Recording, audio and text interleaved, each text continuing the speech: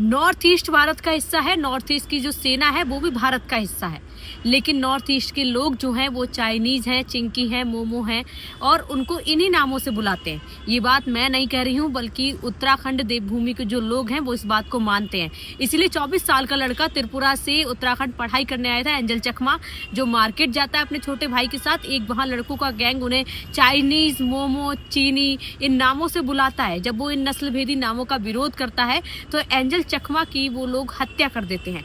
Angel चकमा की गर्दन और पेट पर चाकू से वार करते हैं। 17 दिन तक एंजल चकमा जो है अस्पताल में भर्ती रहता है और 17वें दिन अपनी जान दे देता है। यानी कि कई सवाल खड़े होते हैं एंजल चकमा की इस मौत के बाद। और उसके आखिरी शब्द ये थे, I am not Chinese, I am Indian, यानी कि मैं चीनी नहीं हूँ, मैं इंडियन हूँ। या अब आप सोचिए कि हमारी कैसी मानसिकता है कि एक नॉर्थ ईस्ट का हिंदू, उसे दूसरे हिंदुओं ने मार डाला सिर्फ इसलिए क्योंकि वो हमारे जैसा नहीं दिखता था।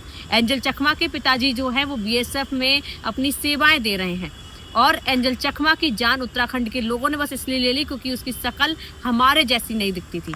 एंजल चकमा का भाई भी कह रहा है कि we are Indian, we are not momo, यानी कि वो मोमो नहीं है, हम इंडियन हैं। और ऐसे ही नॉर्थ ईस्ट के तमाम ऐसे लोग हैं जिनको हम ऐसे गंदे गंदे नाम, छोटू, चाइनीज, मोमो, चिंकी, पता नहीं क्या क्या बुला देते हैं। और बाद में हम ये कह देते हैं कि नॉर्थ ईस्ट तो भारत का हिस्सा ही नहीं है।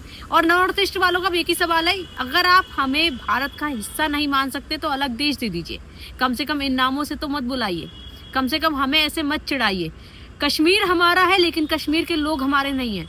नॉर्थ ईस्ट हमारा है लेकिन नॉर्थ ईस्ट के लोग हमारे नहीं हैं। और हमारी ये मानसिकता दर्शाता है कि हमारे जैसे जिनके चेहरे नहीं हैं उनको हम अपना नहीं मानते, उन्हें हिंदू तक नहीं मानते। और उत्तराखंड के लोगों ने यही जो है साबित किया है और सवाल खड़ा कर दिया कि कैसी मानसिकता है, एक लड़के की जान ले ली आपकी इस गंदी मानसिकता ने।